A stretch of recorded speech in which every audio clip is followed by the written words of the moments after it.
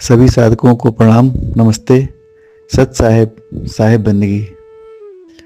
आज के सत्संग में हम एक साहब की अमर वाणी लेंगे, कबीर साहब की। एक लेवा एक देवा दूतम, कोई काऊ का पिता न पूतम। यह शब्द हमें एक्चुअली जीवन के रिश्तों और बंधनों का असली स्वरूप समझाता है। तो शुरू करते हैं। पहले शब्द को, इस दोहे को पढ़ लेते हैं। एक लेवा एक देवा दूतम, कोई काहू का पिता न पूतम। ऋण संबंध जुड़ा एक ठाठा, अंत समय सब 12 वाटा। एक लेवा एक देवा दूतम, कोई काहू का पिता न पूतम। ऋण संबंध जुड़ा एक ठाठा, अंत समय सब 12 वाटा। तो एक लेवा एक देवा दूतम, जीवन में हर रिश्ता लेने और देने का है। कोई हमें कुछ देता है, कोई हमसे कुछ लेता है। यही कर्म ऋण संबंध का आधार है। तो आगे साहब क्या कर रहे हैं? कोई काऊ का पिता न पूतम।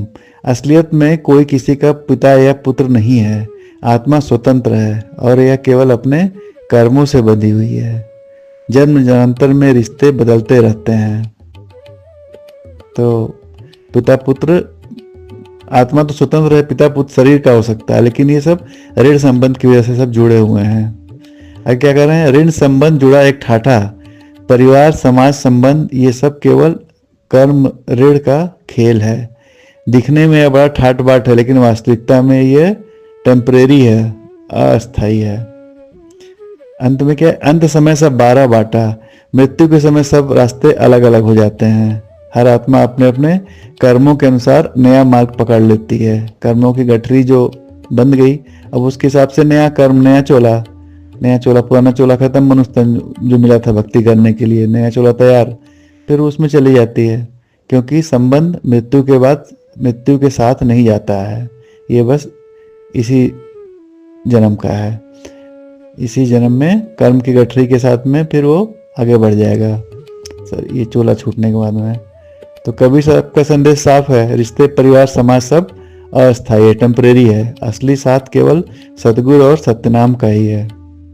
जीवन का उद्देश्य है ऋण संबंधों से मुक्त होना और परमात्मा से साक्षात्कार करना, या परमात्मा से मिलना, या परमात्मा को अनुभव में लाना।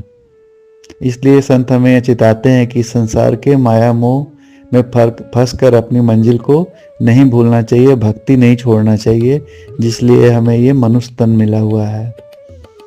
क्योंकि ये तो समय करके व्यतीत हो रहा है, सांसों की पूंजी खत्म हो रही है। 21,600 सांसें डेली मनुष्य खर्च करता है, जो पूंजी लेकर के आया है इस संसार में।